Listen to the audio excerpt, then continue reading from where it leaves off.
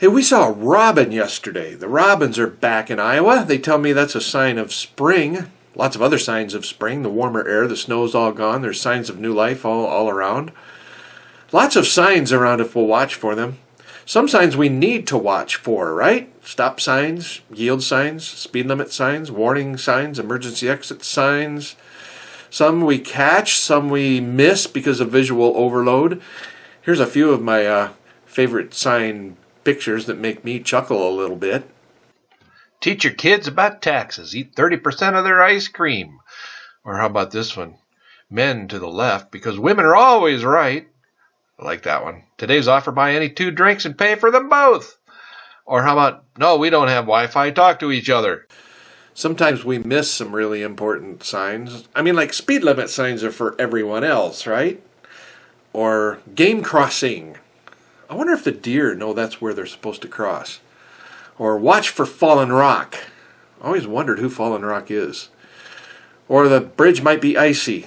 There are slippery spots on the journey of life.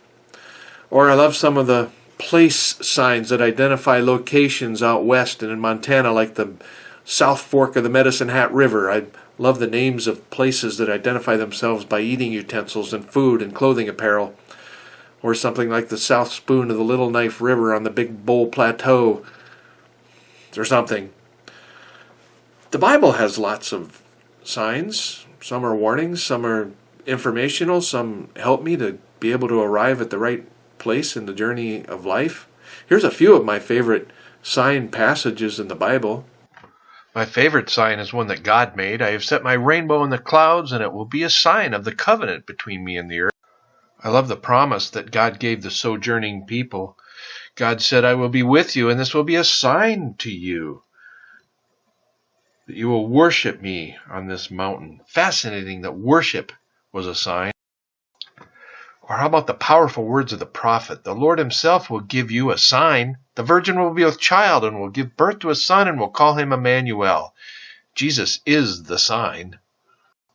In Matthew chapter 12, the people were asking Jesus for a sign, but Jesus said the only sign they would have would be that of the prophet Jonah. He pointed to himself when he said, for Jonah was 3 days and 3 nights in the belly of a fish, and the Son of Man will be 3 days and 3 nights in the heart of the earth.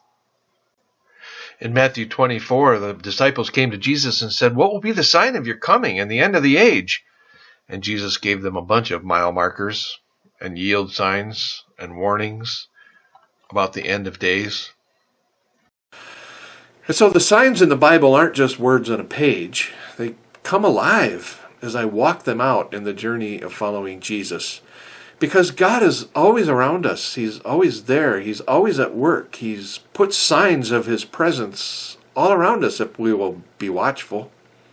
So whether we call it a God sighting or a God incident or a divine moment or an experiencing God, God puts signs constantly of his presence.